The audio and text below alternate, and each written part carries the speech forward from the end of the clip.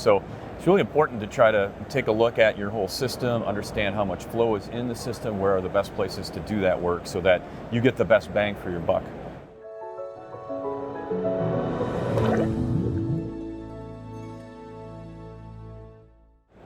Hi, I'm Jeremy Wolf. Talking with me today is Andy Lukas, wet weather practice leader with Brown and Caldwell. We're talking about a new method to evaluate the cost reduction effectiveness of reducing inflow and infiltration. Is that right? That is right, Jeremy. So could you tell me, just to introduce it, what is inflow and infiltration?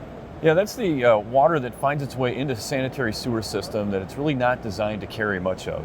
Inflow is this stormwater runoff that finds a direct pathway through pipe connections into the sanitary sewer. Infiltration we use to describe groundwater that finds its way leaking in through cracks in pipes and manholes, makes its way into the sanitary sewer.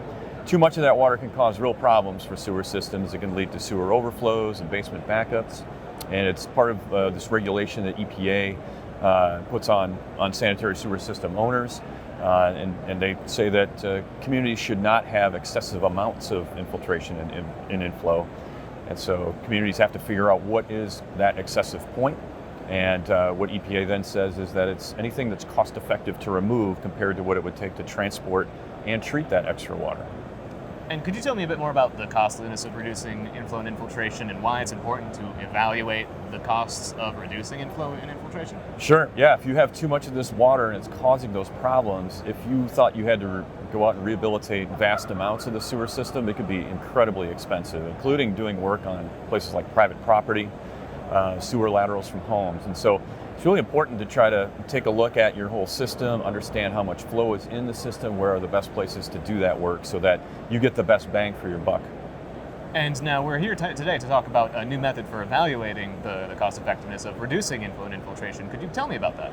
Sure, yeah. So Brown and Caldwell has a method that we prefer that allows us to go systematically through a system and understand where the most of the I&I is coming in, where it's a mismatch with the amount of capacity that a system has. And we do this with modeling and flow metering to help us figure that out. The real key to this whole thing is, when you spend money on sewer rehabilitation, what can you expect to get for that in terms of removing flow from the system? And we take our information from a library of projects we've evaluated where work was done, flow removal was determined, so we've got a cost for a flow rate removed, and that information is used to figure out where are the best places to go do that work compared to building capacity for that extra water. And do you have a case study you could mention or bring up about a utility that implemented this and how successful it was? Yeah, you bet. So we've done work for the Hampton Roads Sanitation District in Virginia Beach, Virginia. They're a large regional agency, and they needed a plan to figure out how to reduce their sewer overflows.